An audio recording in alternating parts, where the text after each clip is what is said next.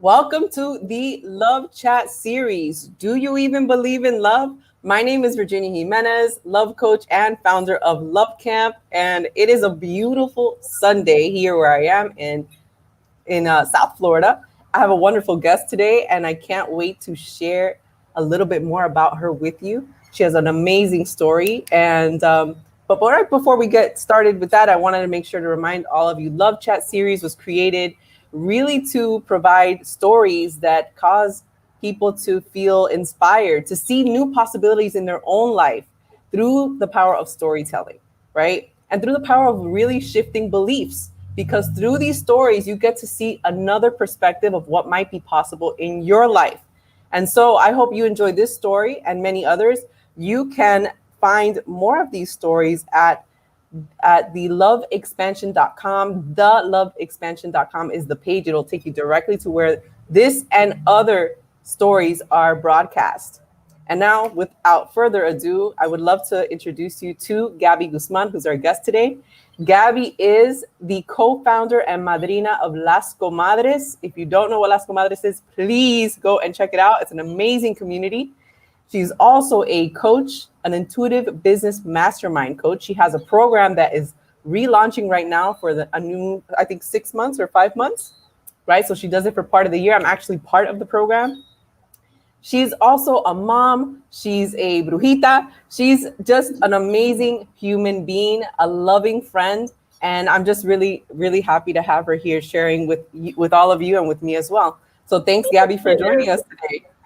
Thank you for that beautiful introduction. Thank you for having me. Absolutely. So, you and I have spoken already in the last week. We got to do an amazing live on your platform on IG. Yes. And so I got to hear a little bit of the story, and I'm curious, do you believe in love now? And was there a time that you didn't? Well, now I definitely do. But there was certainly a time that I didn't. And that time was, and it came up in the context of our conversation earlier this week, because there was definitely a moment, I want to say maybe like 3 or 4 years after my divorce, that I was like, oh, this is not real. This doesn't exist. Like, I went into deep cynicism to the point that I remember if I had people around me that were like getting into a relationship or getting engaged, I was like, oh, poor you. Like, my reaction was like, good luck with that. So that is how bad was that. Yeah. I can relate with that so much, Gaby. Oh my God. When you said that, yes, I was there too. I was there. And I had help, actually. I had a community of women that also felt the same way. Yes. Oh, because that's a huge part of it. I think that when we're vibing in that way, we attract people that are also like, misery loves company, right? Like, we were like all miserable about this thing together, and we were like all like trash talking together, and it just feeds itself. And I remember feeling like if one of those people like went off and got a relationship, I felt betrayed. I was like, who am I gonna trash talk with now? Like, so yes. I mean, I can laugh about it now, but it definitely felt like hopeless and sad at the time. And I was terrified of admitting that, but that's what it really felt like. Wow. And how long ago was that when you felt that way? I want to say that was like 6 years ago, because I've been divorced 10 years. Okay. Yeah. So that happened. And then tell us about like before that, when you were married, like what took place at that point that caused you to end, that relationship and go into a space of like eventually not feeling really hyped up about love at all, feeling like cynical. So what was that like? I definitely feel like part of what really went down for me was I was a baby when I got married. Like, I was 23 years old, and I always say this, my 23 is like someone else's 17. Like, I grew up like very sheltered, very naive, and somehow thought that like I knew everything, because I feel like every 23-year-old thinks that they know everything.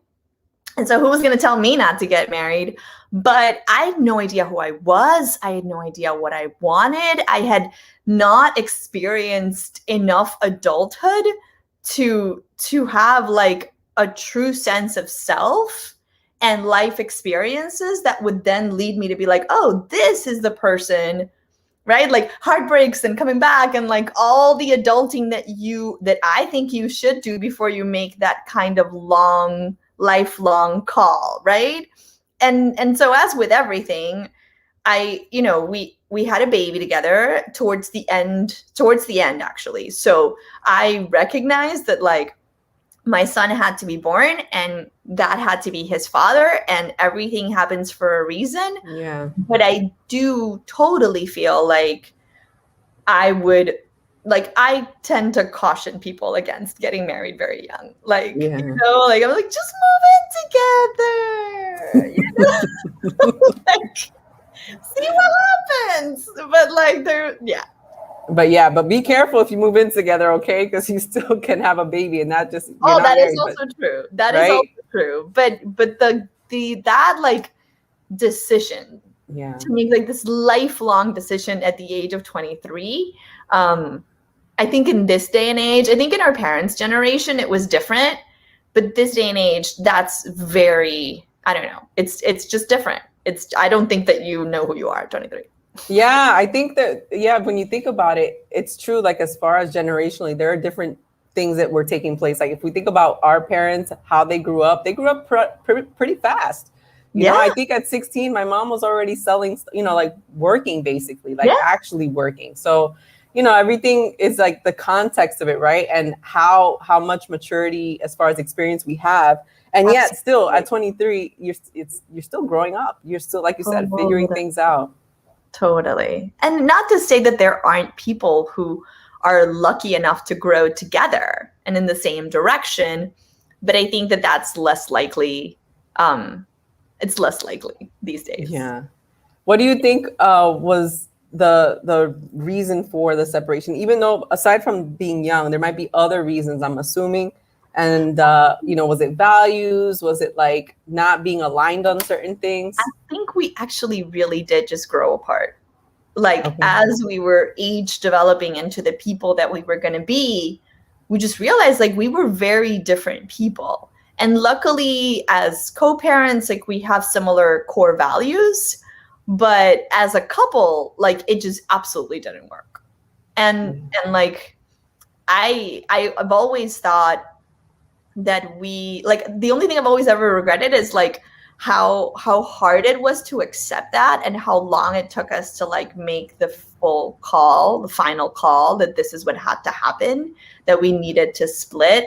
Because I think for both of us, our sense of identity was so tied up in the relationship.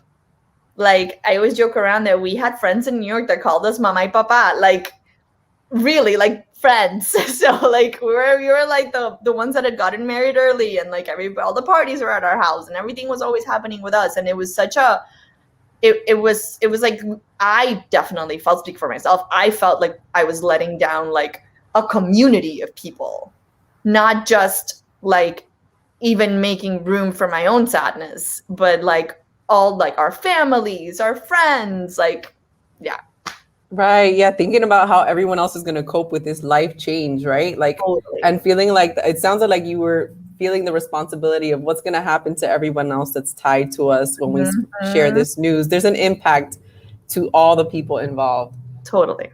Yeah. I can relate with that story. Absolutely. I felt the same way when that happened to me many years. I mean, it's been 11 years, but absolutely. Right. Yeah. And so how long did you keep it? Did you keep it to yourself for some time? You didn't share it with because of that? God, I totally did. And that is the one thing that I would never do again.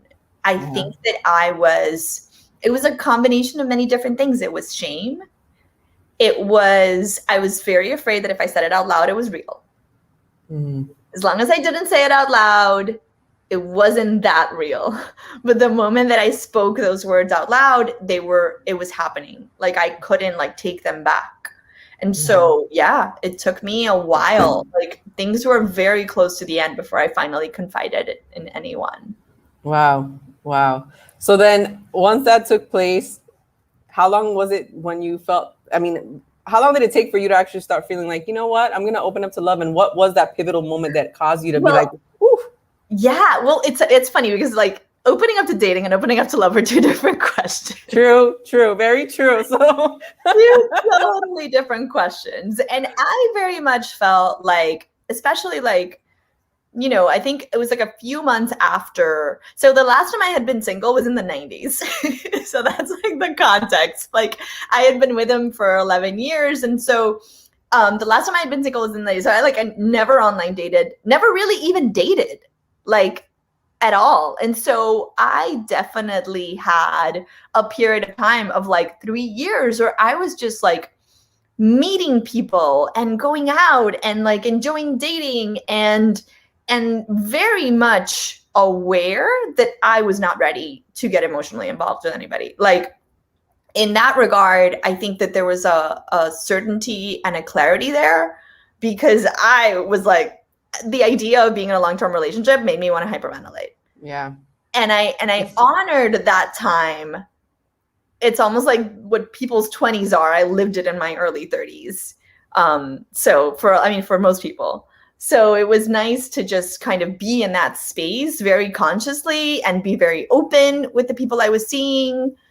And just like, just be in that space of like, let's hang out, like, let's get to know each other, let's go out. But like, I'm not looking for anything super serious right now. Yeah. I like that you're mentioning this, because it's the different phases of like the healing process, and everybody's is different, right? Like for you, you were honoring that the need at that moment was just to continue to connect, explore, and discover, right? Yeah. And not so much be, in a relationship, because obviously there was, emotions, triggers that were aligned with that, right? Like I can, based on what you were saying, like there's triggers like, hyperventilating. I might get into a relationship. Okay, I'm going to turn the other way. Next. Next. Nope. I totally understand. But you were honoring that was a phase for it. It's good to highlight it, because I think that there's even people that experience shame of thinking, oh, well, I'm not ready for a relationship and I'm going out there to date people, right? So thanks for sharing that, because that I think is super important. So then you're right. You go through your dating period, your exploration period, your reconnecting with yourself period, you're getting out there and meeting new people period, which is awesome. Yeah. Then what? Then what happens? Oh my God. And that's when the cynicism kicks in, because I remember like it was like one or two people that I met that I was like, I'm starting to catch feelings. What is this? I don't know how to handle this. Like my whole internal system just went like, like I was like, what is happening in my body right now? Like, I don't know how to handle it. Like I want to be with this person, but they don't want to be with me. And it just went crazy. Like I had no idea how to navigate emotional maturity and expression in a romantic relationship. Like no clue. And my own sort of lack of experience in that regard made me so self-conscious, made me like maybe want to just retreat and be like, oh, I opened myself up a little bit and this happened. Like I'm going all the way back in the shell. And that's when like the cynicism kicked in. And that's when I was like, how do I even navigate this? How do I even begin thinking about this? How do I even start to look within myself to know what it is that I even want, and and trusting my instincts if I like choose someone or don't choose someone or whatever. Like that whole thing scared the hell out of me. Because I also like in some ways, like I felt like I was a 14-year-old trapped in like a 35-year-old's body. Like, and I didn't know what I was doing. And it felt like everybody else around me did, even though like when I think about it, like nobody ever knows what they're doing when it comes to dating. So it's not like something you figure out. It's more like something you feel into and you start to trust yourself. But at the time I was like, somebody give me the hack. Like, how do I do this? So how did you learn to trust in that process of the anxiety, being like anxiety stricken as a result of thinking, oh my God, I'm having feelings are coming up. I don't know how to, how do I navigate these emotions, and I'm sure the fear of like, what does this even mean? Where's this going? Or whatever thoughts came up around that. So how did you find your way to navigating and managing the emotions when it comes to that? Because right now you are in a relationship, right? Yes, I am. Yeah. So what did you, was there anything in particular that you feel like stood out for you as this was a practice you did, or just something you experienced, or was it just one day you woke up and had a new perspective? What I took place mean, for you? no, like it was definitely there was a lot of work. There was a lot of work, and in a nutshell, it was about going inward and trusting myself. Because here's the thing that now seems so basic to me, but at the time I thought would have made my head explode, was recognizing that I did want to be in a relationship and I didn't have a lot of experience of what that meant, like as a fully grown adult who knows herself. And I felt like I had been socialized to think like men never want that. Mm. Like men just want to party and hang out. And honestly, because that was my perception, I was attracting like every Peter Pan in Miami, right? Like every man who like was in his 40s but was acting 22, like that's who I was calling into my life. And at the time, I'm a single mom, I'm an entrepreneur, like I have all of these like very adult parts of my life, and everything was so compartmentalized, right? It was like the person I'm dating over here and my kid over here and my work over here and my family. Like I never mixed any of the pieces. And there was a moment where I just like shut it all down and I stopped dating for a long time. Like there were definitely like periods of like an entire year that I wouldn't date over like my mid to late 30s. Yeah. And it was just really working on myself and recognizing how I was avoiding the real vulnerability and intimacy of relationships. Like in that period in between, I had a relationship with someone for about a year, and it was a beautiful relationship. He lived in upstate New York, right? Like even though there was a lot of commitment and we saw each other like half the month, I felt like subconsciously I was still trying to like keep some distance, Keep safe. keep Yeah. safe, and keep some distance by like not choosing somebody who was here, Right. you know? Yeah.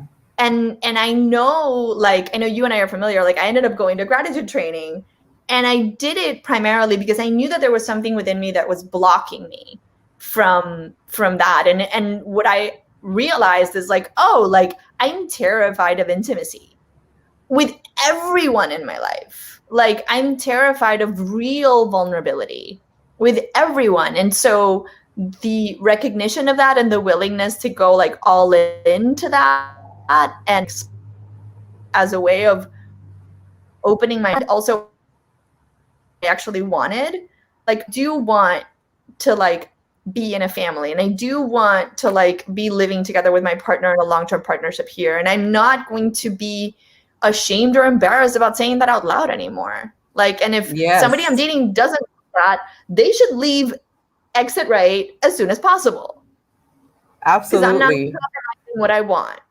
anymore. That's absolutely great point. I'm going to highlight something on that. That happens to be one of the pillars in the Love Camp series, or the Love Camp experience. It's trust in self and trust in others, and really going deep inwards to do the work.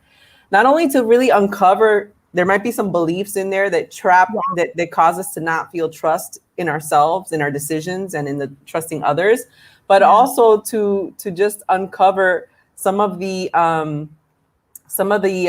communication blocks, right? The values that we stand for, right? Because when you were saying right now, once you knew and you actually verbalize, hey, this is the type of person or relationship I want to have, and when you say it, not only internally but externally to others, that you're already creating right there what your future is now, right? Like, because then you get to say, you know what, thanks, but it doesn't align with what I want. This is really what I want, and what you want is this.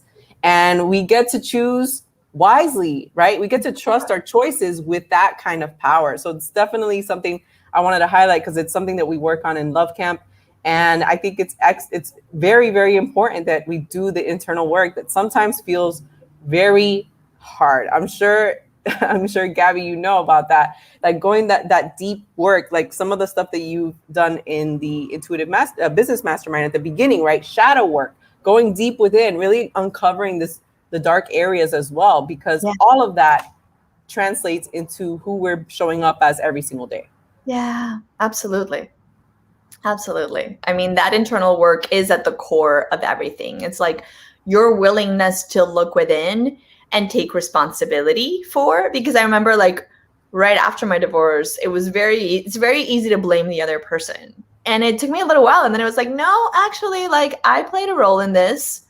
And there's just such, what you don't realize is that there's so much freedom in owning like your part, in owning your own, like how my beliefs and my behavior contributed to something.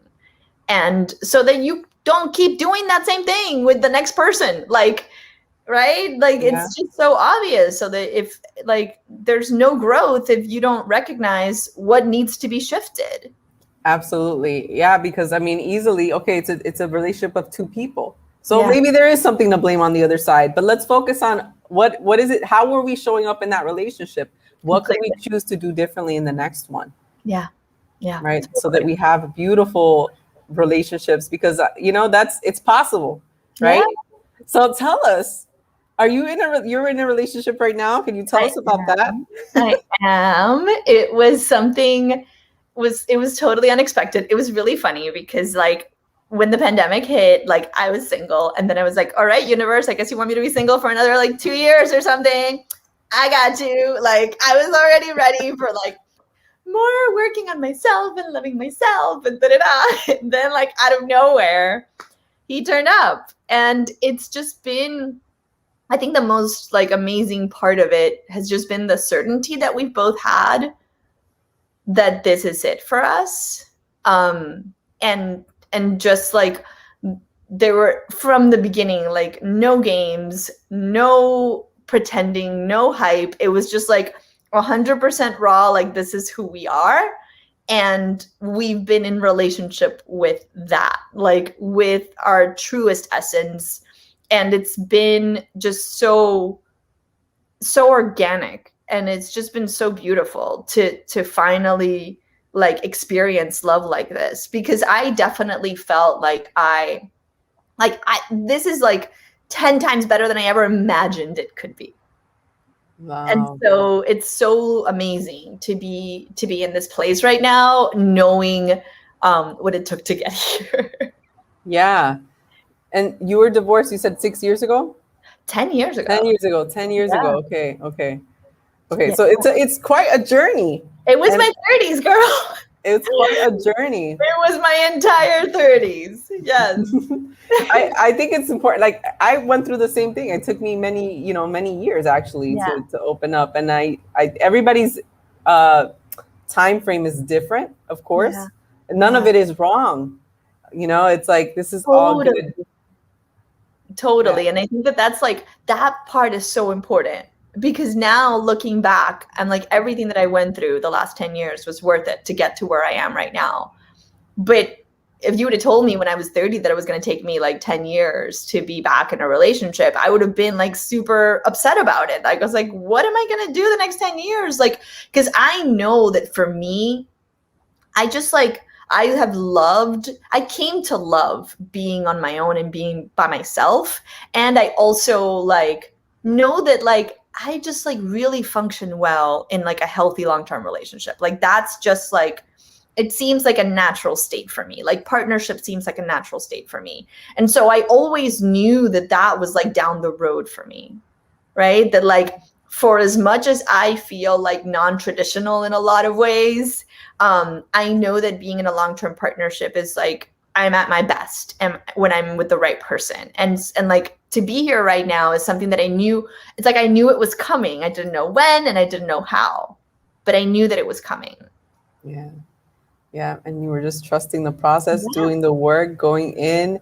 Not a lot in the world. Yeah. Yeah. And I'm thinking as well that part of your journey as well was just being okay with the present, like, just accepting where you were at any given moment. Because for those that don't know, I've seen Gabby years ago, like when you first started Las Comadres, and I remember, just this vibrant energy, right? You would never, like the stories that you're sharing now, I would never think that was happening, right, in your world. And so you were still showing up every moment, I'm sure, just as, as Yeah, powerfully as you can and doing the work.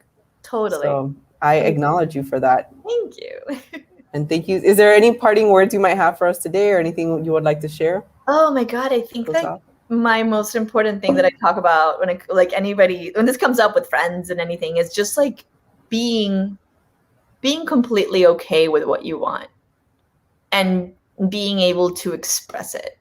Because I do think that we live in a world that infantilizes men, or that like talks about like manipulating men, and this is obviously for like heterosexual relationships, but like there's that dynamic that's like very like, oh, the women are the ones that like catch them and the men never want to, like, no, like Yeah. if you're a grown-ass woman, you can attract a grown-ass man, and you can both be very honest about what you want to create without games. Like that is possible.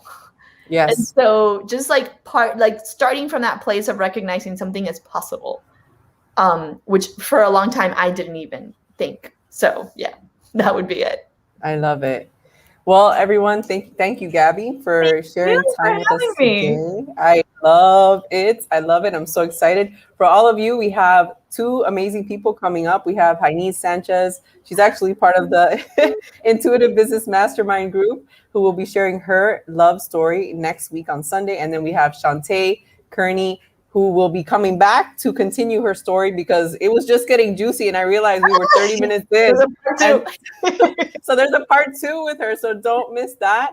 Yes. And also this week, Love Camp, it's June 10th. It's a 12-week program. If you haven't found it already, be sure to visit the website, lovecampexperience.com, to register, ask questions. You can message me through there. I am here to answer any questions you might have on that. So looking forward to seeing you this Thursday and next week on Sunday for the next Love Chat series. Thank you all so much and enjoy the rest of your Sunday. Bye. Bye.